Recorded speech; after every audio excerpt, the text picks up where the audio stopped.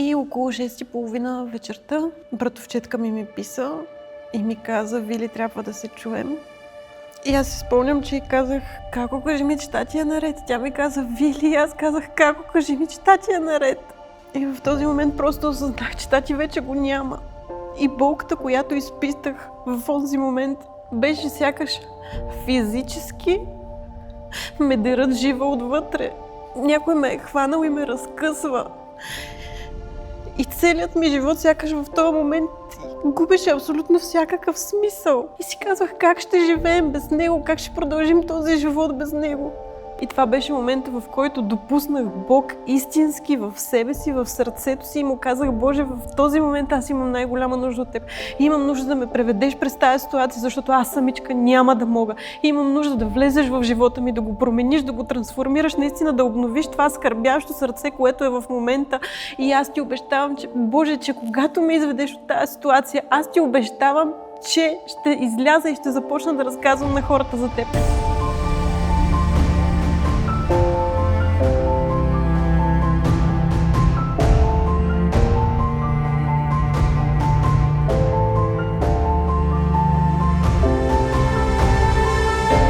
Здравейте, аз съм Вили, на 29 години съм, родом от Пловдив. Израснала съм в вярващо семейство, където посещавахме църква. Имах любящо семейство, невероятен баща, майка, сестричка, по-малка от мен.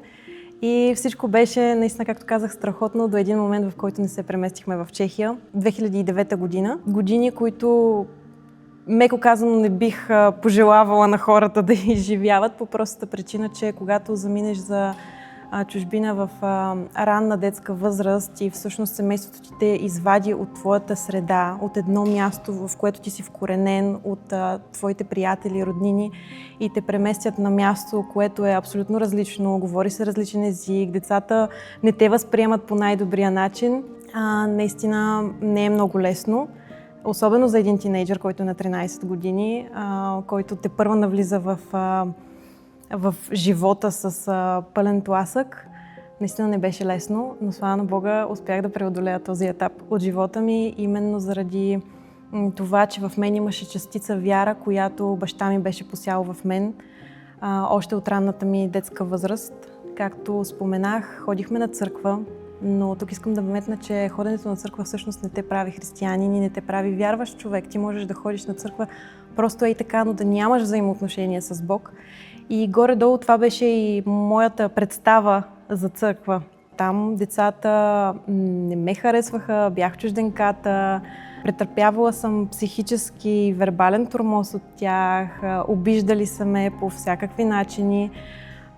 Точно заради това, че бях чужденка, не знаех езика и не можех да се защитавам. Именно вярата ми до някаква степен осъзнавам, че ме предпази от това аз да не се забърквам в по-големи каши, в които можех да се забъркам, ако децата ме приемаха и всъщност бях попаднала в неправилната компания. Просто нямах търпение да се прибера в България лятото, в лятната ваканция, за да мога да бъда с моите близки, с моите приятели, с децата, с които съм израснала. И дори тези хора, с които по някакъв начин успях да изградя някакъв вид взаимоотношения, не можех да нарека изцяло приятели, ами по-скоро бяха познати хора и деца, с които просто прекарвах деня си в училище, колкото за да ми мине по-бързо, за да се прибера вкъщи, да се затворя в стаята си, да гледам филми и да си задрасквам в календарчето следващия ден, който е отминал и аз съм един ден по-близо до България, където нямах търпение да се прибера. Естествено, родителите ми бяха там, те ме обичаха, сестра ми беше там, тя ме обичаше, но липсата на един истинен и искрен приятел, който да бъде до теб, се усещаше осезаемо и я нямаше. Докато 2012 година, едно лято, не се прибрах в България и тогава се запознах с моя съпруг. Той е първата ми любов, тинейджърска първа любов. И имахме връзка от разстояние цели 5 години и половина, докато аз бях в Чехия, той живееше в Испания и поддържахме взаимоотношенията си така от разстояние. Както споменах по-рано, като бях малка, ходихме на църква, но след като се преместихме в чужбина, спряхме да посещаваме църква, нямах изобщо никаква християнска среда около себе си. Имаше хора, които не ме обичаха, камо ли пък да говорим за християни около мен. В никакъв случай да не става въпрос за това. Нямаше такива хора, които да ми помогнат в този момент труден за мен. И колкото повече време минаваше, толкова повече осъзнавах, че ми липсва нещо, че не ми липсват просто приятелите и хора, които ме разбират, а ми липсва нещо чисто вътре в мен, духовно.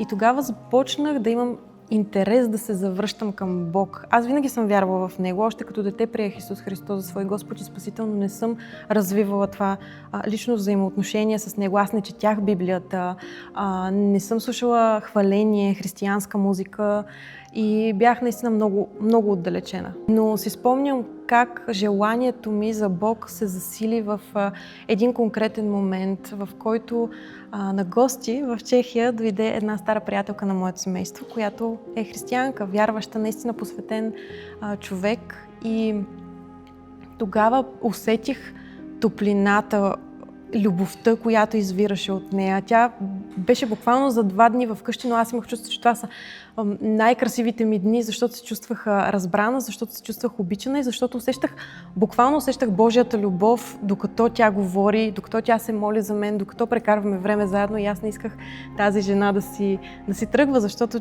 чувствах тази голяма любов, която Бог всъщност има за всеки един от нас. Спомням си как отварях Библията, стигах до родословието и я затварях, защото нищо не разбирах. Просто насила отварях Библията, четях, нищо не разбирах, но отварях, пак започвах от същото място, пак продължавах да чета и се радвам, че баща ми в този момент беше до мен и наистина много ми помогна тогава да обърна фокуса си както трябва към Бог, защото той е повярвал преди много години, преди аз да се родя, около 90-те години, когато е паднал комунизма, когато вече открито е можело да се говори за вярата и съответно много хора са повярвали през този период, както и той. Тогава всъщност за него тотално се е обърнало се всичко, целият му живот. Той е предал живота си на Христос, приел го е в сърцето си, в душата си и наистина е казал: Боже, ти си единствения, ти си пътя, истината и живота и аз оставям всичко в твоите ръце. Моят живот такъв, какъвто е бил преди това, аз не го искам това, което ти имаш за мен. В последствие се запознават, женят се с майка ми, има 2 прекрасни дъщери, мен и по-малката ми сестра. Баща ми още от малка е бил моя пример, моят най-добър приятел, моята фигура, за която да гледам с възхищение, наистина да мога да му се доверя и да знам, че когато имам нужда от него, той е там. Той никога не ни е карал на сила да вярваме или да ходим на църква, да четем Библията или да правим нещо, което ние не желаем. Винаги е оставял на първо място свободната ни воля и е вярвал, че някой ден, когато Бог докосне нашите сърца, тогава ние вече ще открием пътя си към Него и че това ще се случи единствено в този момент, когато Бог каже: дете, върни се при мен. И в моя случай, когато Бог ме призова наистина да се върна към Него, 2017 година, когато тази приятелка беше на гости в къщи, започнах да се връщам към Него. Тогава търсих баща ми да ми помага да чета Библията, да имаме повече време заедно, да се молим, защото преминавах и през съответно различни трудности в училище. Молихме се заедно, това беше много хубаво време за мен. Но в крайна сметка това не беше момента, в който аз отдадох изцяло живота си на Бог. Момента, в който това нещо се случи и аз наистина казах: Боже, аз имам нужда от Тебе и няма връщане назад, беше именно загубата на баща ми. 2021 година, 29 декември, това беше най-черната дата за мен в целия ми живот. Датата, в която загубих стълба и опората си в очите на баща ми. Всичко стана много внезапно, неочаквано. Не е имало никакви такива признаци, че нещо с него ще се случи и на следващия ден него няма да го има. За жалост, баща ми не беше човек, който да споделя, когато се чувства зле, когато нещо му тежи, а всичко си го тоеше в него вътре. И така се случиха нещата, че той дълго време е таял, че има болки в тялото си. И въпреки, че ходеше на доктори, постоянно толкова му беше омръзнало, че не искаше повече да вижда доктори. Една вечер толкова силно започна да го боли цялото тяло, че се наложи да извикаме линейка. Съответно, сестра ми и майка ми бяха при него, защото те тогава живееха в Чехия, докато аз вече се бях прибрала в България. И вечерта, когато това нещо се случва, сестра ми повиква линейка, взимат го, карат го в болницата. И аз през цялото това време постоянно му изпращам съобщения в месенджер за това как съм с него, как Бог е с него, да не се предава, че всичко ще бъде наред. Но си спомням как, когато го видях за последно, докато бяхме на видеообаждане, как в лицето му просто се четеше едно отчаяние, сякаш това е последното, сякаш наистина този път вече няма изход.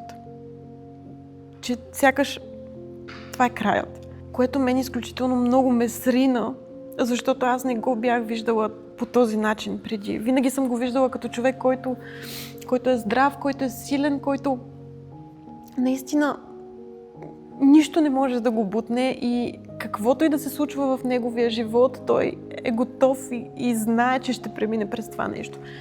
Докато този наш последен разговор наистина беше последен.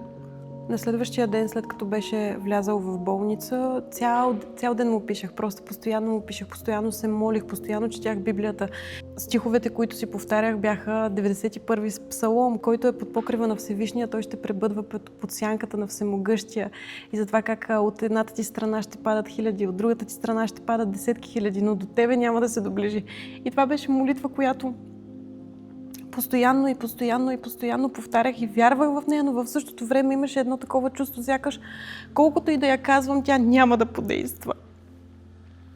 И си спомням как всъщност вечерта, когато баща ми е починал, как понеже Спомням си, че докато той беше в болницата, аз бях втора смяна на работа, понеже си работих от вкъщи. И вечерта около 9 часа усетих една страшна болка вътре в мен, тук в гърдите ми, в стомаха ми и не можех да си поема въздух. Просто ми беше толкова трудно и си казах, добре, ще си почина малко, ще легна, ще подремна половин-един час, докато ми трябваше почивката. И след като се събудя, предполагах, че това нещо ще е минало. След като се събудих, всъщност болката беше още по-силна и наистина ми беше изключително трудно аз да си поема въздух. Смяната ми приключи около 12 часа и полагайки глава на възглавницата, аз си казвам, Боже, оставям всичко в Твоите ръце и вярвам, че всичко ще е така, както трябва да бъде и знам, че каквото и да се случи, Ти си в контрол над нещата. И си спомням как вечерта сънувам сън, в който сън си държа телефона, понеже баща ми цял ден не беше идвал на линия в месенджер. И изведнъж идва на линия и всичко, което аз съм описала през този ден, той го прочита. Просто знаете как е в месенджер, когато някой човек отвори съобщенията ви, прочете ги, как му слиза главичката отдолу и той ги вижда. В съня ми се случи точно това. Той видя всичко, което съм му описала, видя всичко, което съм му изпращала и как съм го насърчавала. И ми каза, просто ми написа тези няколко думи, добре съм, вече оздравях. И аз тогава му написах амин, той ми го хареса със сърчице. И в този момент се събудих, за да видя дали това нещо се е случило наистина или дали е просто сън. Понеже целият ден аз не получавах абсолютно никакви съобщения от него. Той не идваше на линия, постоянно беше извън линия и нищо от това, което му бях писала, той не беше прочел. В крайна сметка, когато се събудих, отворих очи. Първото нещо, което направих в 3 часа сутринта, беше да си хвана телефона, да го отворя и да видя дали всъщност го е прочел това. И видях, че не е. Че всъщност всичко, което съм сънувала, е било сън и че нищо от това, което съм му изписала, наистина той не го е видял в действителност. Въпросът е, че аз вече успях да легна, да затворя очи и да кажа, Боже, Ти си в контрол наистина и каквото и да се случва, оставям всичко в Твоите ръце. И заспах сякаш нищо не се беше случило. Имах такъв съвършен мир в себе си, въпреки че сякаш нещо отвътре ми казваше, че това е последния път, в който аз получавам нещо от тати. Болката, която имах преди това, вече я нямаше. Дишах свободно. И затворих очи. Легнах на възглавницата, затворих очи и заспах. На следващия ден, 29 декември, цял ден ни вест, ни кост, нито от баща ми, нито от доктори, нито от никой. Ние просто стоим в невидение какво се случва. И около 6:30 вечерта си спомням, че братовчетка ми писа и ми каза: Вили, трябва да се чуем. Понеже майка ми не беше в състояние да се занимава с тези неща, братовчетка ми много ни помогна тогава и ходеше до болницата, звънеше, разпитваше. И тя просто ми каза: Вили, трябва да се чуем. И аз си спомням, че й казах: Како, кажи ми, че тати е наред. Тогава ми се обади, аз вдигнах телефона и тя ми каза само: Вили. И аз казах: Како, кажи ми, че тати е наред. Тя ми каза: Вили. И аз казах: Како, кажи ми, че тати е наред. И колкото повече продължаваше нейното мълчание, толкова повече разбирах, че няма нужда да ми казва абсолютно нищо. И в този момент просто осъзнах, че тати вече го няма. И болката, която изпитах в този момент, беше сякаш физически ме дерат жива отвътре. Просто имах чувството, че някой ме е хванал и ме разкъсва. И целият ми живот сякаш в този момент губеше абсолютно всякакъв смисъл. Защото аз не можех да си представя как така тати няма да го има. Не можех да го осъзная, не можех да го разбера. И в този момент започнах да викам и да крещя и да казвам: не, това не е възможно, не, това няма как да се случи. Паднах на земята, започнах да удрям с юмрук и да казвам: не, това не е възможно, не, това не е възможно. Усетих, че не мога да продължавам така и казах: Боже, имам нужда от Тебе. Имам нужда от Тебе точно в този момент, тук на това място, когато съм в най-голямата си дупка, когато съм загубила баща си, един от любимите ми, най-любимите ми хора, с който съм имала толкова прекрасна връзка. Знам, че много хора нямат добри връзки с бащите си, но аз имах златен баща. Той беше един не на милион, той беше един на десетки, на стотици милиони. Беше толкова качествен, стойностен, наистина даваше всичко за семейството си. И си казвах: как ще живеем без него, как ще продължим този живот без него. Това беше момента, в който осъзнах, че аз имам най-голяма нужда от Бог. И това беше момента, в който допуснах Бог истински в себе си, в сърцето си и му казах: Боже, в този момент аз имам най-голяма нужда от Теб. И имам нужда да ме преведеш през тази ситуация, защото аз самичка няма да мога. И имам нужда да влезеш в живота ми, да го промениш, да го трансформираш, наистина да обновиш това скърбящо сърце, което е в момента. И аз ти обещавам, че, Боже, че когато ме изведеш от тази ситуация, аз ти обещавам, че ще изляза и ще започна да разказвам на хората за Теб. Ще им разказвам за това, което Ти правиш в моя живот, за това, което искаш да направиш в техния живот, защото през каквото и да преминават, Господи, Ти знаеш. И това нещо, което допускаш в живота им, не е защото е нещо неочаквано, не е защото е нещо, което не си промислила, ами точно обратното. Ти знаеш кога да допуснеш някакви неща в нашите животи, за да може да дойдеш до нас, да дойдеш в нашите сърца, да ни докоснеш и да ни докоснеш по един удивителен начин, по който по никакъв друг начин не може да се случи. И там на пода, в къщи, в кухнята, 29 декември, 6:30 вечерта, 2021 година, аз оставих живота си в ръцете на Бог и приех Исус Христос истински за мой Господ и Спасител. И тогава започна да променя сърцето ми, душата ми, цялото ми естество. Аз бях изключително избухлив човек, който постоянно критикува, клюкари, говорех вулгарно. Аз самата не мога да си представя и не искам да се връщам назад, да виждам каква бях преди него, защото не бях добър човек. Визуално хората можеха да си кажат: да, тя се държи добре, да, тя изглежда по някакъв начин, обаче аз отвътре знаех, че съм изгнила. Имах нужда от нещо, което да ме съживи, нещо, което да ми даде призив, да ми даде живот и да ме върне към онова, към което съм създадена, наистина да имам връзка с Бог, да бъда заедно с Него, за да може през всичко, през което ми се случва, да преминавам с Него. И това, че аз съм застанала тук сега да разкажа своята история, не защото толкова искам да се покажа или някой да ме види, ами защото обещах на Бог да изляза и да разказвам за Него.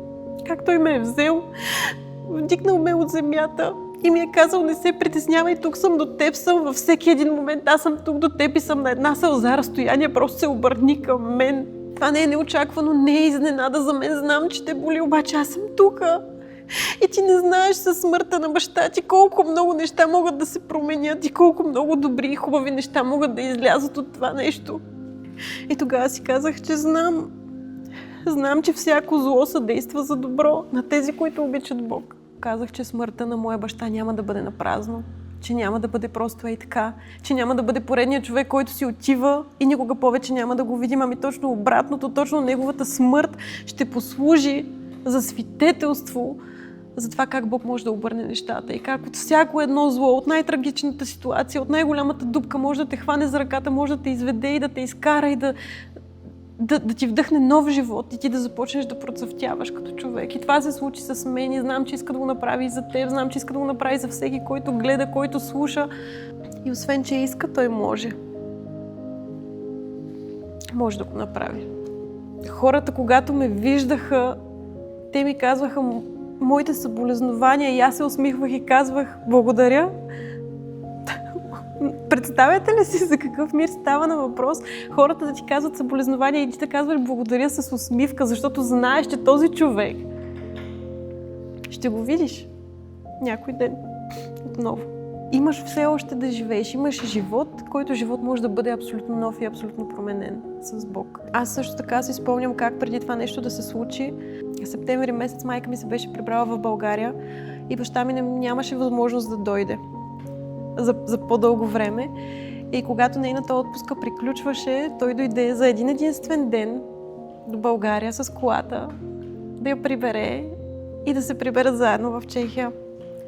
Като този един ден мина изключително бързо, естествено, но е ден, който ми се е запаметил толкова много в главата, особено вечерта, когато тръгваха. Аз някак си сякаш отвътре усещах, че това е последната ми среща с него. И когато бяхме до колата и се подготвяха да се качват и да заминават, когато му казвах чао, аз просто започнах да го прегръщам, започнах да го стискам, започнах да стискам ръцете му, главата му, тялото му, всичко. Просто някак си отвътре изпитвах нуждата да запомня този момент, да запомня него такъв какъвто е, да го докосна, да го нацелувам, да го настискам, да го нагушкам и просто да го запомня в съзнанието си такъв какъвто е. Всъщност вярвам, че това беше от Бог, защото ако не го бях направила, нямаше да имам такъв спомен. И това всъщност ми се случва за втори път. Предния път беше около 10 на години по-рано с баба ми по същия начин. Имах чувството, че трябва толкова силно да я нагушкам и настискам и да я запомня, защото не знаех дали ще я видя още един път. И също стана и с тати. И съм изключително благодарна на Бог за тази възможност наистина да мога да се затворя очите и да го усетя сякаш е тук. Моите сълзи не са само сълзи на загуба, ами са сълзи на щастие, че аз съм имала възможността да имам баща като него, който да ми е дал пример, че Бог трябва да се постави на първо място и когато имаш най-голяма нужда от него, а и не само, че той е тук. Каквото и да правим материално, да се опитваме да изграждаме някакви неща, в крайна сметка всичко се свежда до това, че тези неща нямат смисъл, ако няма някой от другата страна, който да го даде този смисъл на твоя живот, а именно Бог. Това, че сме християни, че сме вярващи, че сме приели Христос за свой Господ и Спасител, това не е гаранция, че няма да ни се случват лоши неща.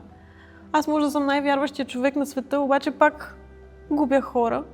Но най-важното, което трябва да знаем е, че не трябва да губим Бог, защото ако изгубим Бог, губим себе си. И дори в тези трудности, в тези трудни моменти, дори тогава ще видите смисъла на всичко, което се случва. Защото в онзи момент, в кухнята, когато бях на земята, плачейки, че баща ми го няма, дори в това нещо е имало смисъл. И аз знам, че мога да застана пред някой, който има нужда да чуе насърчителни думи, когато преминава през същото нещо. И колкото и да е трудно, и колкото и да е нелогично, всъщност аз съм благодарна на Бог, че нещата се случват точно по този начин, по който са се случили. Защото аз не виждам цялата картинка. Аз не знам защо нещата са станали така. Но знам, че във всяко едно нещо има смисъл. Когато загубих тати, аз никога не съм обвинявала Бог, никога не съм му казвала, ако теб те има, това нямаше да се случи. Ами точно обратното, точно тогава осъзнах, че аз имам най-голяма нужда от него, че сама не мога да се справя. В крайна сметка, след като мина цяла една година, в която аз имах нужда да си събера мислите, наистина да се възстановя, не само аз, ами цялото ми семейство, понеже беше изключително тежка година. Тъй като баща ми почина в Чехия, имаше страшно много документации и неща, които трябваше да се оправят и не беше лесно. И аз не се притеснявам, че няма да го видя. По-скоро се притеснявам за себе си дали ще отида на същото място. Така че има много работа, която трябва да свърша. Най-важното е да вярваш със сърцето си, с душата си, с цялото си същество, че Исус дойде на тази земя, живя безгрешен живот, беше разпънат за нашите грехове, умря на кръста, но на третия ден възкръсна. И вярвайки в Него, ние сме спасени. Още от малка си вярвах в Него, никога не съм го отричала, бях приела Исус, но както казах, нямала съм това лично взаимоотношение с Него. И въпреки, че имах някаква вяра, аз върших много грешни неща. Но когато Бог дойде в най-тъмната нощ от моя живот, влезе в сърцето ми. Аз го допуснах, защото ние имаме свободна воля да кажем да, ще те пуснем или не, не се интересуваме. Но тогава, когато аз извиках към Бог и го допуснах в сърцето си, усетих една любов, усетих една грижа, усетих една топлота и един мир и едно спокойствие. И от тогава той малко по малко започна да ме променя. Нещата, които съм вършила преди, започна да ги изчиства, започна да изчиства говоренето ми, държанието ми, отношението ми към хората. Ние не можем да казваме, че сме вярващи, а да живеем по същия начин, по който сме живели преди. А наистина, когато го приемем и сложим в центъра на нашия живот, той започва да променя и започва да изчиства навици, грехове, неща, с които се борим от дълго време или дори тези, с които не осъзнаваме, че се борим и че са неправилни. Започва малко по малко да ги изчиства. Понеже докато бях тинейджърка, аз на моите приятели не съм споделяла изобщо, че вярвам в Бог. В смисъл, живеех си начина на живот, който и те си го живеят. Тайничко в сърцето си знаех, че има Бог и си казвах, някой ден, като остарея на 60, на 70 години, когато ми дойде времето, ще кажа молитвата за покаяние, Бог ще ми прости и ще отида при Него. Обаче, докато това нещо се случи, аз ще си живея както си искам. Уви, не се случва така, не си правете тези планове, защото те не работят и Бог е много по-умен от вас и знае, че няма да стане така. Аз се срамувах да говоря за вярата си. Ти да видиш. Срамувах се от това, какво ще си кажат останалите, какво ще си кажат децата в училище. Те сега не ме харесваха, пък камо ли ако им кажа за Бог и че вярвам в Него, направо ще ме... И си спомням, че за тези 9 години, в които съм живяла в Чехия, мисля, че само веднъж казах на едни съученици, че вярвам в Бог. И то, защото бях провокирана, чисто вярвам, че Бог ме провокира тогава да им кажа, че вярвам в Него, дори да бях отдалечена, понеже имаше едно момиче, тя беше католичка и тя показваше вярата си. Но те не я приемаха и се подиграваха. И в крайна сметка аз бях провокирана от това им поведение да кажа и аз вярвам в Бог. И не виждам нищо лошо, не виждам нищо грешно. След тази една година трудна, която мина, на края на годината Бог ми напомни моето обещание. Да изляза и да започна да говоря за Него. И тогава си казах, окей, явно вече е време да изляза. И си спомням как чисто кежуал на едно стори в Инстаграм плачех и просто споделих на хората, че от днес нататък могат да очакват християнско съдържание от мен. И това, което съм правила преди в своите социални мрежи, в Инстаграм, вече няма да го има. Че този профил го посвещавам на Бог и че ще бъде за Него, за Негова слава и ще разказвам своята история. И така малко по малко започнах с Инстаграм, започнах да споделям за вярата си. Това, че говоря някакви неща, не означава нищо. Но вярвам, че чрез моята история, това, което разказвам, Бог може да докосне сърцата на хората. И ще го направи. Така че имайте на предвид, че много хора ще започнат да ви критикуват, да не ви харесват. В моя случай, аз като се занимавам с социални мрежи, имам много хейт. Много. Обаче си казвам, че ако Исус умря за мен, аз трябва да съм готова поне да изтърпя някакъв си хейт в социалните мрежи, в интернет пространството и да продължавам да вървя с него, защото това е най-важното. И аз обещах, че ще е така до последния ми дъх. Благодарим ти, че остана до тук. Коя беше частта от историята на Вили, която най-много докосна сърцето ти? Ако има така, може да споделиш с нас в коментарите. Ако искате да намерите повече християнско съдържание, можете да потърсите Вили Христова в социалните мрежи. Можете да подкрепите и нас, като се абонирате за нашия канал, харесате това видео. Можете да ни подкрепите и в Patreon, за да продължим да създаваме подобно съдържание. Благодарим ви!